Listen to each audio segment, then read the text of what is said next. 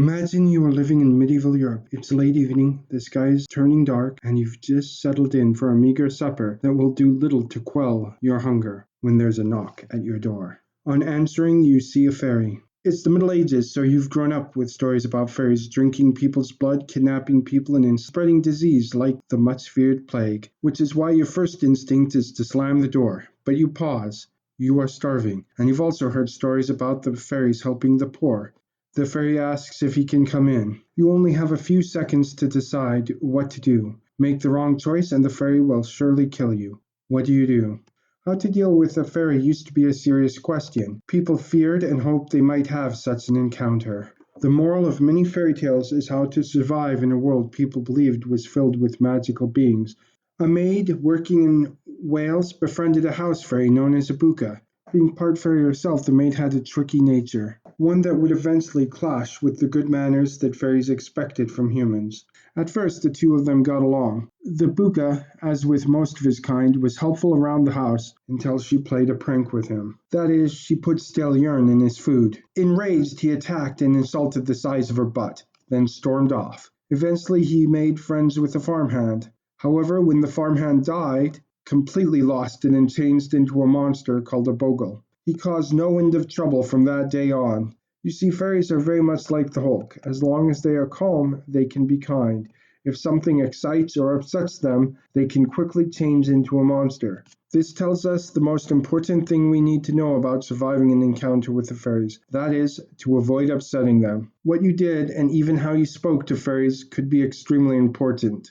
Even how you spoke to a fairy could be extremely important, as shown by a version of a Scottish poem collected before 1826. Should you call me imp or elf, I advise you to watch out. Call me fairy and I'll cause you trouble. Call me good neighbor and good neighbor I'll be. But if you call me Seely White, I'll become your friend. There are numerous fairy tales about a person who walks up to a vampire, a fairy, or some other monster and calls them grandfather or grandmother and makes them act this way.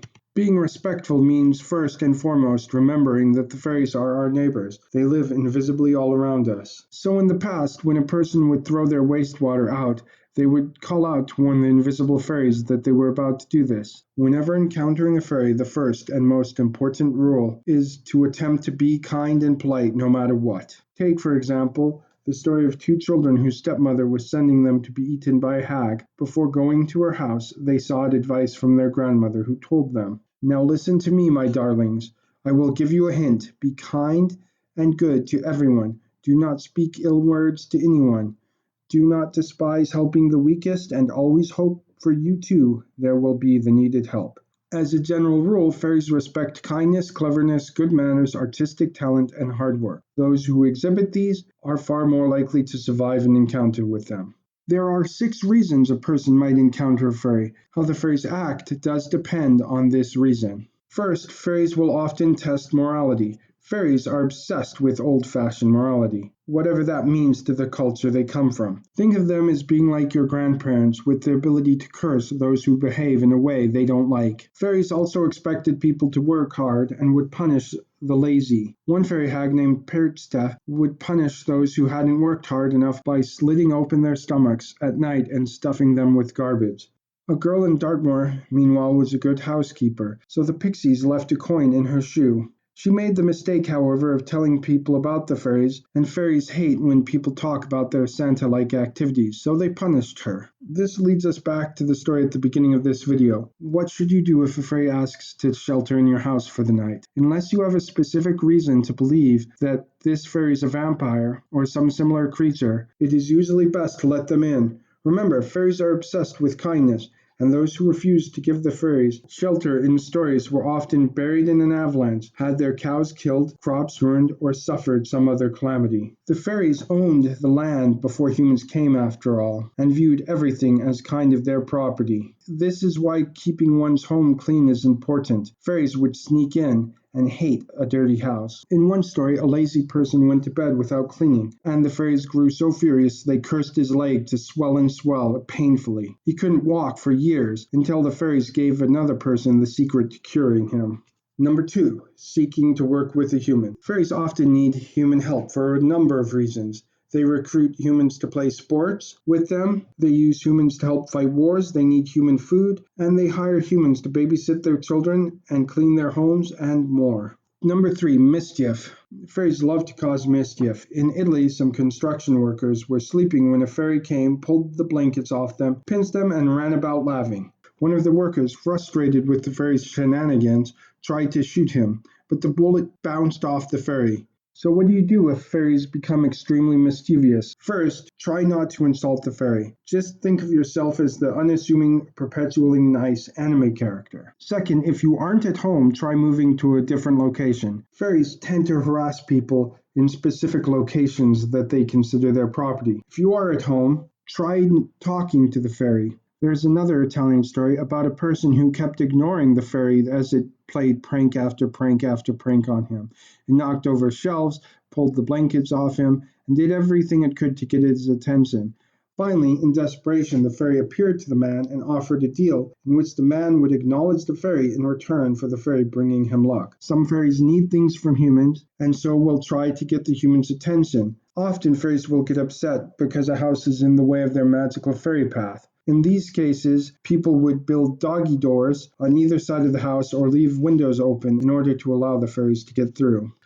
Number 4, people could accidentally stumble upon the fairies. This is when people could capture leprechauns or other fairies to try and force them to give up their treasure. How well this worked out and whether the fairies seek revenge afterwards depends on the individual. One person who robbed the fairies was never able to leave his house afterwards. Others were able to live happily with their ill-gotten gains. These stories don't exactly say what the difference is. Stumbling upon the fairies is one of the most dangerous ways to encounter them. A girl in Denmark saw some fairies at a troll dance and joined them, and later was found dead by her friends. People could dance with the fairies. That is, if you encounter fairies by accident and they invite you to dance, don't join them. If you are at home and the fairies come along and ask you to a dance that night, you are probably safe going. Think of this as hosting law. If a person comes across the fairies, they are intruding. If they are invited to go to the fairies' home, they are guests.